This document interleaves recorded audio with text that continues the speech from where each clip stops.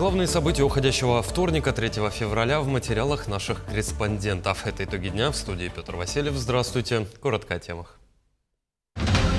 Минздрав утвердил критерии для национальных медицинских исследовательских центров. Перечень направлений, по которым они должны специализироваться, включает сразу 42 пункта.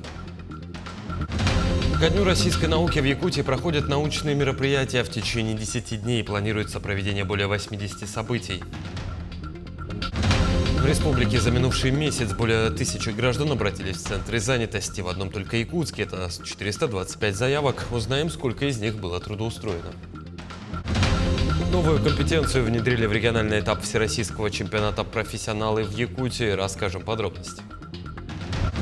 Персонажи союзмультфильма в необычном облике. В республике стартовал фестиваль ледовой скульптуры.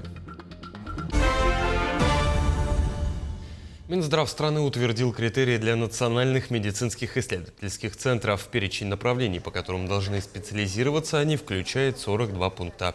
Среди них такие важные области медицины, как акушерство и гинекология, нейрохирургия, онкология, кардиология, а также медицина катастроф.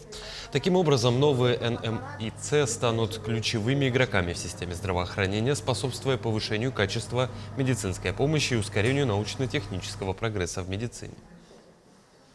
В республике стартует выборочное наблюдение доходов и участие в соцпрограммах среди многодетных. С 3 по 16 февраля Росстат опросит 630 домохозяйств в 23 районах и в Якутске в рамках общероссийского охвата из 50 тысяч семей.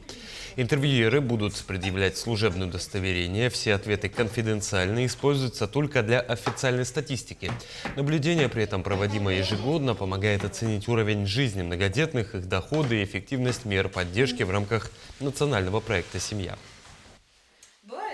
В столице республики прошла рабочая встреча главы региона Айсена Николаева с главой Чурапчинского района Степаном Сыргыдаевым. Стороны обсудили ключевые вопросы социально-экономического развития Улуса. Сыргыдаев представил работы за 2025 год. Среди значимых достижений и итогов – победа района в конкурсе на грант главы Якутии за лучшие результаты в демографической и семейной политике. Особое внимание уделяется поддержке участников специальной военной операции и их семей. Помимо федеральных и республиканских мер, в Улусе действуют и местные льготы. Обсудили дальнейшее строительство гидротехнических сооружений. Это один из важных стратегических объектов Чурапчинского улуса. Это именно гидротехническое сооружение озера Чурапча. Также обсудили вопрос по строительству школы-сад в селе Чакыр Чурапчинского улуса. Село Мырла у нас станет карма-центром Чурапчинского района, где мы внедрим новые технологии, будут летать агродроны. Стройготовность школы номер 1 в Якутске превысила 95%. Вопрос ввода здания в эксплуатацию зависит от получения соответствующих заключений, отметил министр строительства республики Виктор Романов. Завершение строительства школы и других объектов обсудили сегодня на минувшем совещании совместно с вице-премьером правительства Дмитрием Садовниковым. На повестке 8 социальных объектов. Самые крупные из них – это школы на 450 мест в Намском и Сунтарском районах. Их ввод ожидается уже в сентябре. По остальным же объектам имеются проблемы, чаще всего по линии финансирования. Ожидаемым объектом, который волнует большое количество населения, это у нас физико-технический лицей, новый корпус, который планируется. Здесь заказчиком является окружная администрация города Якутска. Здесь есть моменты, связанные с финансированием, подключением к инженерным сетям, но эти вопросы мы в рабочем порядке с коллегами решаем. У нас есть ряд объектов, это детский сад в микрорайоне Звездный.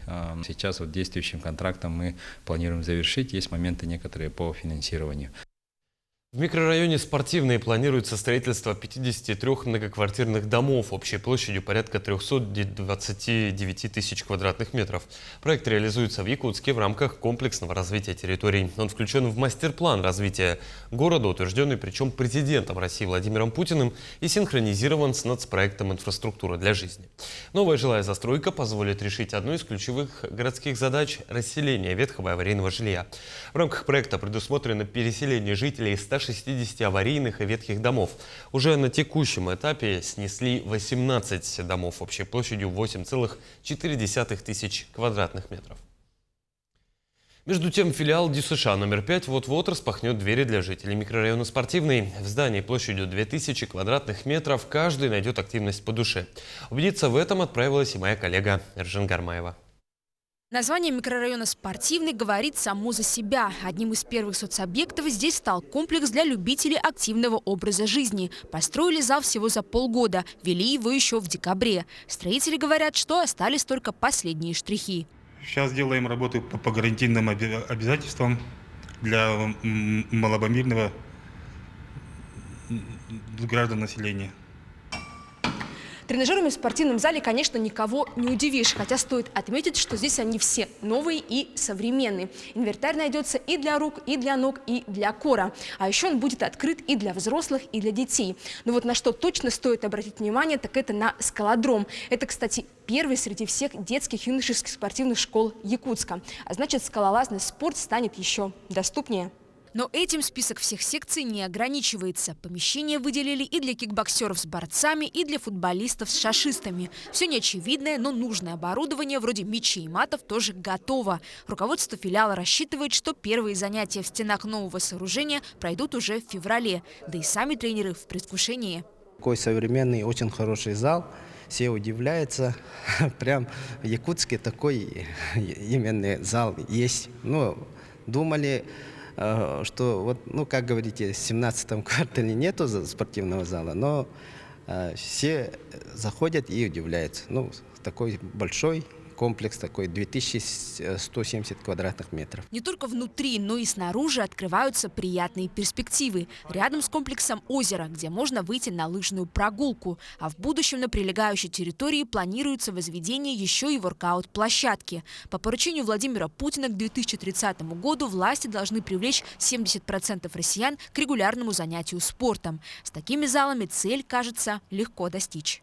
Эржена Гармаева, Станислав Потапов, Якутск. Более 230 приемных семей в Якутии обеспечивают уход и домашний уют одиноким пожилым людям и инвалидам. Одной из таких является семья Нюргуяны Назаровой, которая уже 10 лет заботится о 67-летней Эльвире Евстигнеевой, инвалиде по зрению. Эльвира Васильевна живет в комфорте и окружена вниманием как родной член семьи. Стоит отметить, что такая социальная поддержка поощряется государством. Ежемесячная выплата приемным семьям составляет более 27 тысяч рублей. Приехала из деревни на обследование по состоянию здоровья. Если бы она была здорова, она, может быть, и там оставалась. Она очень любит коров, у нас там хозяйство у родственников. И она, если есть возможность, всегда выйдет, там, подоит или посмотрит и покормит коров. Да, уже 10-й год со мной, ну и до конца со мной. Я так уже решила для себя. Детей у меня двое. Старший 10 лет, учится в 4 классе, младший 3 годика, посещает сад, обращаются как к бабушке. Ну, а так историю ее знают. В Якутии за прошедший месяц более 1000 граждан обратились в центры занятости. В одном только Якутске это 425 заявок, из которых 115 человек уже трудоустроены. О тенденциях и востребованных вакансиях в этом году Тимур Колмогоров. Сотрудники центров занятости постоянно консультируют и помогают людям в поисках работы. Рустам Гарифулин – один из таких. Ранее он работал поваром в общественной столовой на протяжении 5 лет. Сейчас же он ищет новую вакансию по своей профессии. Девушка, вот у меня сегодня пришел Зинаида Максимовна, мой как куратор. Вот, она очень все доступно, понятно объясняет. И уже сделала предложение по работе, вот, дала выписку мне. Сейчас я, кстати, должен поехать там, ознакомиться с работодателем. В дальнейшем, как устроит меня, не устроит, или их устроит. В Якутске за прошедший год поступили заявки от более чем 5000 граждан. Из них трудоустроено 2370 человек, среди которых также несовершеннолетние, люди с ОВЗ, участники СВО и члены их семей. Это составляет 44% от общего числа. В 2026 году за январь месяц обратились у нас уже 425 граждан. Это на 25% больше, чем в аналогичном периоде прошлого года. В прошлом году у нас обращений было 340. Трудоустроились на сегодня 115 граждан. Это составляет 27% от числа обратившихся. Это больше на 40%, чем в аналогичном периоде. В прошлом году было 82. Наиболее востребованными не только в столице, но и в республике в целом остаются профессии в строительной и транспортной сферах. Водители, монтажники, сварщики, арматурщики и так далее. Следующим идут промышленные предприятия и образовательные организации, в которые за прошлый год трудоустроились более 1200 человек. Для привлечения вакансий служба занятости работает с работодателями как проактивно, так и напрямую. Также по ведомственному проекту Государственного комитета занятости населения «Работающие в Якутии кадры» заключены соглашения с работодателями. Туда включены 13 отраслей. Неотъемлемой частью работы службы занятости по привлечению вакансий являются наши ярмарки вакансий, а также маркетинговые визиты, открытые отборы, гарантированные собеседования. Они являются более такими новинками в наших направлениях. Помимо личного визита Центра занятости, о вакансиях можно узнать на единой цифровой платформе «Работа Россия». В ней в обязательном порядке размещается актуальная информация о свободных рабочих местах, тем самым позволяя найти понравившуюся вакансию. Тимур Калмугоров, Нюжгун Старостин, Якутск. Ко Дню российской науки в Якутии проходят научные мероприятия. В течение 10 дней планируется проведение более 80 событий. В программе конференции, лекции, встречи со студентами, которые занимаются активной научной деятельностью. Также на базе 6 вузов пройдут традиционные мероприятия, а уже 6 февраля в зале республики состоится торжественное заседание научной общественности, на котором глава республики Айсан Николаев вручит государственные премии и награды ученым. Кроме того, 9 февраля научное сообщество также проведет церемонию возложения цветов к памятнику первого академика народа Саха Владимира Ларионова. Мы с вами находимся в цикле десятилетия науки и технологий Российской Федерации. Завершился 4-й год, мы вступили в 2026, это 5-й год. И мы, конечно же, смотрим, как сейчас выглядит молодежная наука, насколько ребята приходят заниматься именно исследованиями, серьезными академическими исследованиями. И у нас в этом году уже в новом формате вступит подписанное в декабре 2025 года новое соглашение нашей республики с Российским научным фондом. Это не только увеличение объемов финансирования, но это прежде всего возможности поддержки новых коллективов. Новую компетенцию внедрили в региональный этап Всероссийского чемпионата «Профессионалы». Это внешнее пилотирование и эксплуатация беспилотных воздушных судов, так называемых беспилотников. О том, как внедрили направление, в материале Саргаланы Неустроевой. Новая компетенция чемпионата «Профессионалы» по беспилотникам собрала всего 6 конкурсантов. Однако для каждого из них управление БПЛА – будущая профессия. 4 участника у нас Якутского колледжа связи и информационных технологий и 2 участника у нас Якутского авиационного училища. Мы пригласили индустриального эксперта с города Москвы, с компании «Геоскан», который непосредственно является специалистом в этой области и инструктором. Вчера на подготовительном дне он обучил наших участников. Присутствие представителей крупной компании на конкурсе – одно из преимуществ чемпионата. Таким образом, юные профессионалы смогут зарекомендовать себя потенциальному работодателю. Впрочем, пока о высоких достижениях ребят говорить рано. Для них это первый опыт участия в крупных соревнованиях. У них есть небольшой опыт сборки, например, планирования работ, но как таковых практических навыков у них нету. Поэтому именно вот эта компетенция, она позволяет именно на практике применить различные беспилотники, понять логику работы, которая в будущем поможет им проходить, например, какие-то производственные работы, практики и так далее. При этом, как отмечает эксперт и наставник конкурсантов Николай Дичковский, сильная сторона наших ребят – сборка беспилотника и составление их маршрута. Так уж получилось, зимой в Якутии особо не полетаешь. Важна не скорость выполнения задания, а именно качество.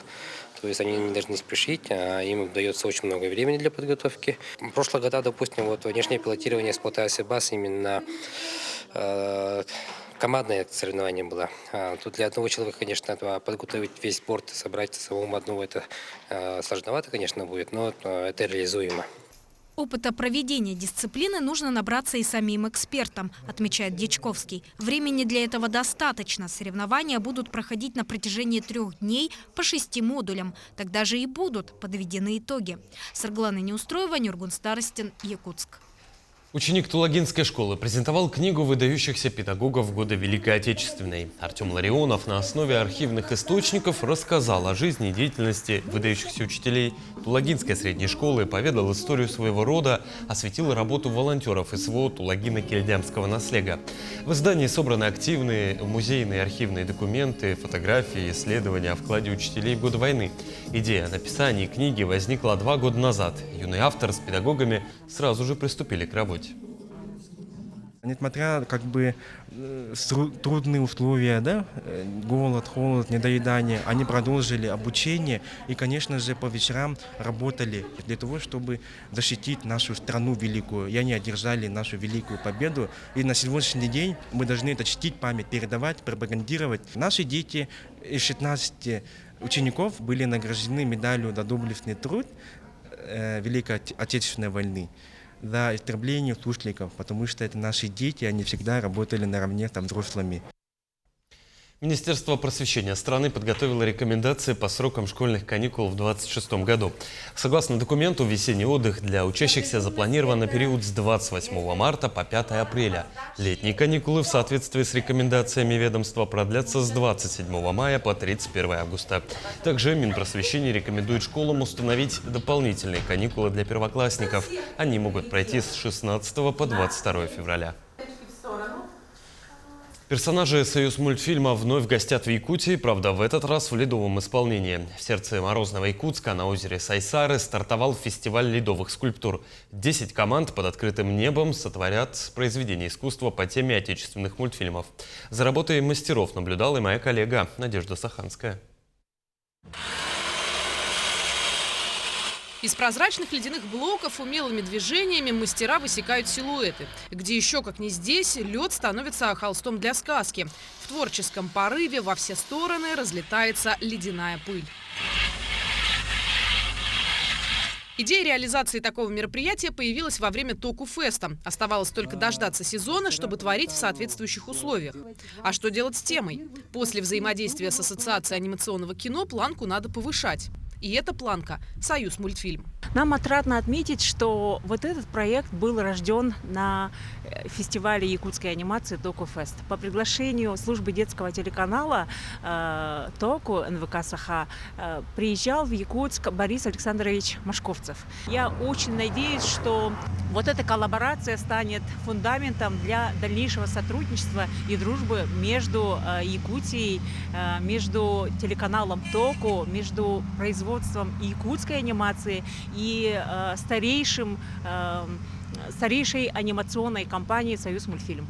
90-летие «Союзмультфильма» – это прекрасный повод вспомнить любимых героев. Сочетание анимации и ледовой скульптуры – не редкость для нашего региона. А значит, гости фестиваля смогут в полной мере оценить синергию советской классики и развитые художественные традиции. Мы все окунемся в детство, а наши дети, внуки будут знакомиться с нашими старыми добрыми друзьями. На соцжюри допущено 10 команд, каждая из которых представит уникальную скульптуру по персонажам киностудии «Союзмультфильм». В арсенале мастеров цепные пилы, стамески и другие подручные инструменты. Достался персонаж, мультфильм с оранжевой коровой. Это современный мультфильм 2018 года. Так-то не смотрел. Там не очень тонкие фигуры, они вот большие, такие обычные, мультяшные такие. Но в основном так-то не очень сложные. Продлится фестиваль до 7 февраля, который завершится презентацией готовых скульптур и церемонией награждения. Но волшебство растает не сразу. Скульптуры останутся на озере Сайсары ровно до того момента, когда весна вступит в свои права и лед отступит перед теплом. Надежда Саханская, Семен Семенов, Джул Иннокентьев, Якутск. В Якутске состоится встреча с легендой мирового плавания Александром Поповым. Участники встречи смогут лично пообщаться с выдающимся спортсменом 6 февраля в 15:00 в плавательном бассейне «Чолбон». Там пройдет встреча и живое общение с легендой плавания. Он, к слову, 4-кратный олимпийский чемпион, многократный рекордсмен мира и 6-кратный чемпион мира. Мероприятие ориентировано на детей, родителей и всех любителей спорта. Участники встречи могут задать ему интересующие вопросы, узнать о становлении профессиональной спортивной карьеры и получить ценные рекомендации для юных пловцов. Вход на мероприятие свободный. Якутия впервые примет первенство Дальневосточного федерального округа по художественной гимнастике. На соревновательном ковре встретятся представители 28 команд из 10 регионов страны. Участники проявят себя в 2 программах. Первый спортивный разряд и кандидаты в мастера спорта. В числе испытаний групповые упражнения, первенство по многоборью, отдельных видах и командном зачете. В составе сборной нашей республики выступят 4 команды юных гимнасток. Помимо этого, 16 спортсменок покажут свои силы в личных зачетах, включающих выполнение различных упражнений с предметами и без. Определять сильнейших будет судейская коллегия в составе 36 человек.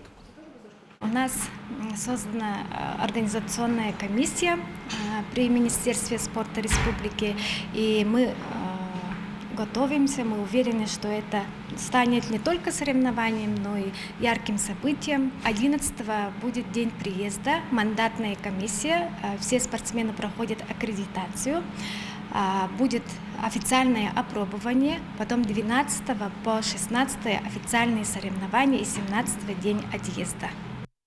Фигурное катание в Нерюнгринском районе набирает обороты. Появился этот вид спорта в Южной Якутии в ноябре 22-го с открытием физкультурно-оздоровительного комплекса «Антрацит» в поселке Чульман. Первая секция стартовала ровно 3 года назад. На сегодня секция открылась и в самом Нерюнгре.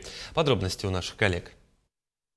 Секция фигурного катания в поселке Чульман с момента своего открытия стала местом притяжения жителей всего района. Несмотря на удаленность от города, желающих заниматься грациозным видом спорта не убавлялось. Большой запрос детей и их родителей на занятия фигурным катанием позволил открыть секцию на катке «Шахтер» в городе Нерюнгре. Занимаемся мы 2 недели. Дети здесь, получается, от 5 лет до 8. Я считаю, что за 2 недели уже хороший результат показывают, уже катаются, пробуют там сложные какие-то фигуры, такие ласточки.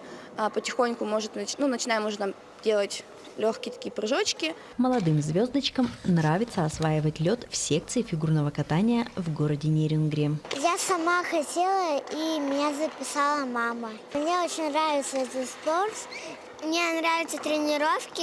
Я увидела объявление и захотела записаться на фигурное катание. Мне нравится каток вполне. И я захотела стать тоже Сашей Трусовой, которая попала в четверной прыжок Гиннессов. Лев Ратушный начал заниматься фигурным катанием 2,5 года назад и еще на льду «Антрацита» в поселке Чульман. На каникулах Лев получил травму и вынужден был поставить тренировки на паузу более чем на полгода. Сегодня спортсмен восстановился и снова вышел на лед. В Чульман он продолжает ездить на выходных, а в будни ему удобнее заниматься недалеко от дома, на катке «Шахтера». Если не получается чуть-чуть, можно поплакать. Сейчас прыгал, ничего не получалось.